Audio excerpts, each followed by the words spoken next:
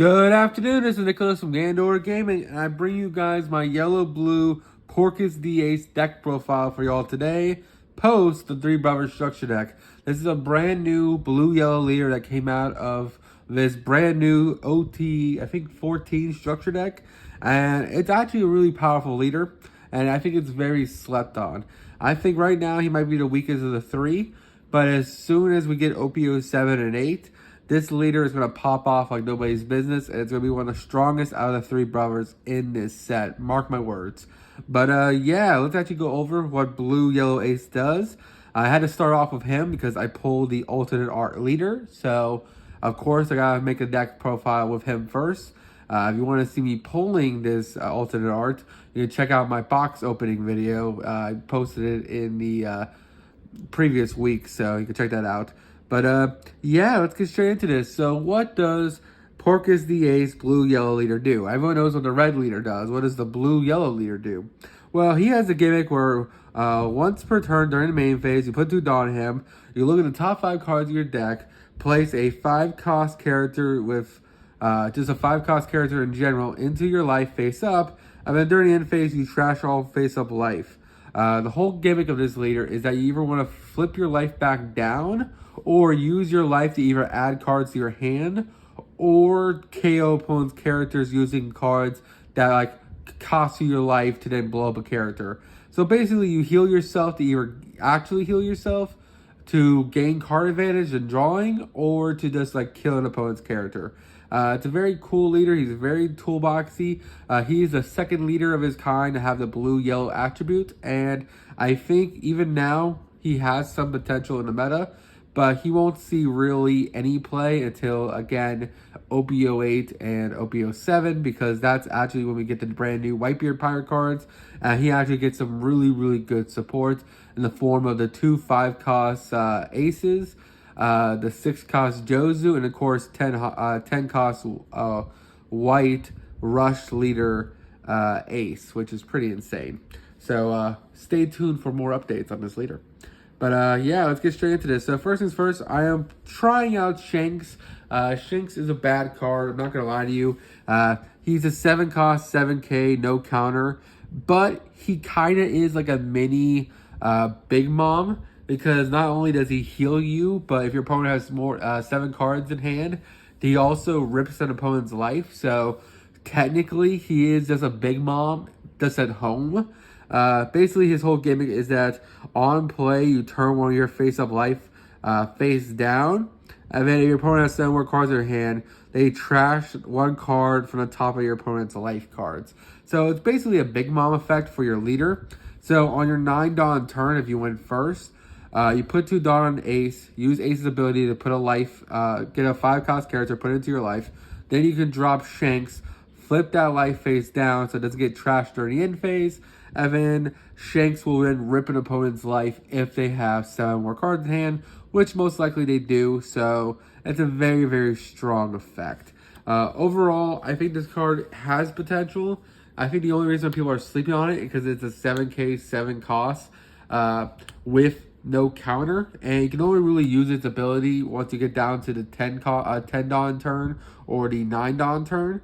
It is a lot of a commitment, but I think this card has potential going forward. So right now, I'm just testing it out to see how I feel about it. Next card, of course, is Porcus the Ace. This is the brand new Rush character, 5-cost, 7k. On play, if you have 2 or less life, this card gains Rush.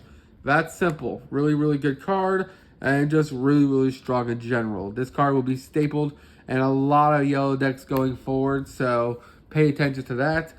This card is just really, really good. Next, we have Monkey D. Luffy. Monkey D. Luffy is also a really good card. This card has the ability to basically trash a life, one of your face-up lives, and he gains 2,000 power. So the idea is that you want to use your ability from leader to gain a life, and then you use Luffy's effect to add that life to your hand, thus you drew 1. And then this guy will then draw you another card. So you draw 2, and this guy becomes an 8k, which is pretty sweet. So that's a really, really good combo you can do in this deck, and a really, really good card in general. Next, we're playing for Sabo. This Sabo is really, really nice. Basically, he has a gimmick where you trash 1 of your life. top or bottom, your choice, to KO your opponent's character with 5 or less costs. You're always trashing the top because that's the card that's going to get put onto your leader's ability. So basically, use your leader's ability, put a character into your life, play a Sabo. Sabo will then trash your life to then KO an opponent's character that's 5 or less, which is pretty good. We're also playing for Gastino, who does the same thing, basically. Not only is he another 5-cost yellow character that works really well with his leader, but also for the simple fact that basically on play, he KOs any character who is equal to or less than life than your opponent's life. It's just really, really good. Another 5-cost character we're playing is Santorio. He's a good trigger. You just discard a card, play him. He's a 5-cost, 5k character, but he's also a 2k counter, which is just really, really good. We're also trying out Toshigi, or not Toshigi, my bad, Tsuru. Tsuru is really interesting. It's another 5-cost 2k we can play, but it also has the ability on play, you trash 2 cards from your hand to return an opponent's character to their owner's hand. So this card can balance anything, which is really, really cool. But to be honest, we're just using it as a 2k blue card, which is pretty sweet. We also have Yamato, who is a 5k 4000 rush character, which is also nice. But she's also another 2k that we just use of our leader's ability. Now, these next few cards are going to be weird. I'm not going to lie to you. Everything kind of seems kind of standard. The Shanks is a little weird. The Tsuru makes sense. Gastino makes sense. But these next few cards are actually sleeper cards for this deck that I don't actually see a lot of people playing. That being Charlotte DeFranco? I actually don't know how to say his name. The Genie Boy. This card came out in OPO3, and it actually has great synergy with this leader. So if you don't know what this guy does, is that when you place 1 Dawn on him, when he attacks, you may add the top card or bottom card of your life to your hand, and then you place the top card of your deck to your life.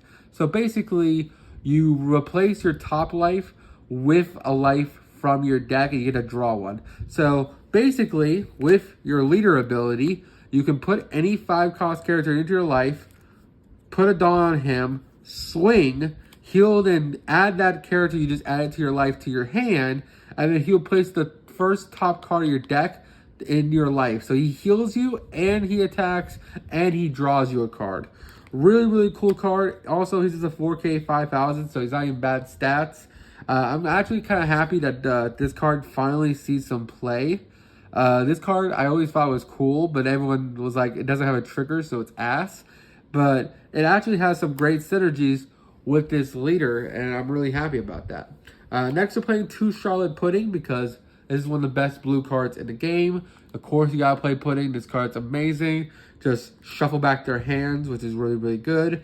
You don't want to have too many cards. I know this card says you need 7, but sometimes they have like 30 cards in hand. You just gotta be like, nah, get rid of it. Let's go back to 5. Oh, I'll make you get 7. Next, we're playing 4 Sanji. Now, this is another really, really good card. This card also came out in OPO3, and he basically does what Daifuku does. Basically, you put 1 Dawn on him, you add 1 card from the top or bottom of your life to your hand, and you add 1 card from the top of your deck to your life card. So this card also heals you. So he's basically just a mini Daifuku, and he's also a 2k, which is really, really good. So Sanji heals you, Shanks heals you, Daifuku heals you. I actually just remember how to say his name. I just realized that. Daifuku heals you. So that's 12 heal cards. But that's not all. We're actually playing even more than that because we're also playing Charlotte Chiffon. This is another card that came out of OPO3 that everyone kind of forgot about. But this card literally just heals you. It's probably the worst healer of the bunch, but it's also like the only one who doesn't require you to declare an attack. It's just one of those on-play guys. But this card says, on play, trash the top card at the bottom of your life, and then you add top card of your deck to your life. So basically, on your 4 Dawn turn, you could use Ace's ability, heal yourself, then play Chiffon, replace the top card to a face-down card, and now you officially healed yourself in a 2-card combo, which is really, really cool. We're playing 4 of her.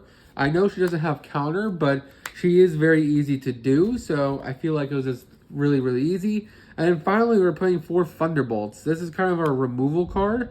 This card says trash the top card of your life, KO an opponent's 5-cost character. But again, we're putting free life with our leader. Instead of healing ourselves, we can just activate a Thunderbolt and kill an opponent's character, which is really, really cool. So that's really it for the deck profile. I hope you all enjoy.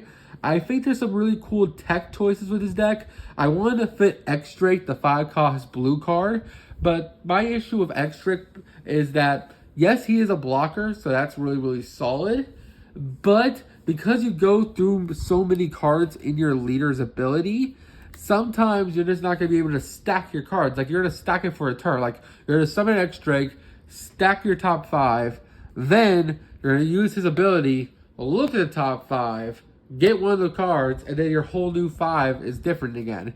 So that's the reason why I'm not playing him, but you can obviously fit him in here if you want. There's going to be a lot of new changes once OPO 8 comes out and we get the brand new Whitebeard cards. But even before then, in OPO 7, we get 10 cost Ace and we get 5 cost Ace, which is really, really good. So this leader is slept on right now, but he only gets better in the next 2 sets. So please don't sleep on him. Please test him out. And that's really all I got. Hope you all enjoy. I hope you guys like my Daifuku and Charlotte Chiffon and Sanji tech options. I know a lot of people aren't really playing them in their deck, but I think these cards work really, really well with the leader's ability. And overall, it's just a really, really good card in general. And I kind of like the Thunderbolts back.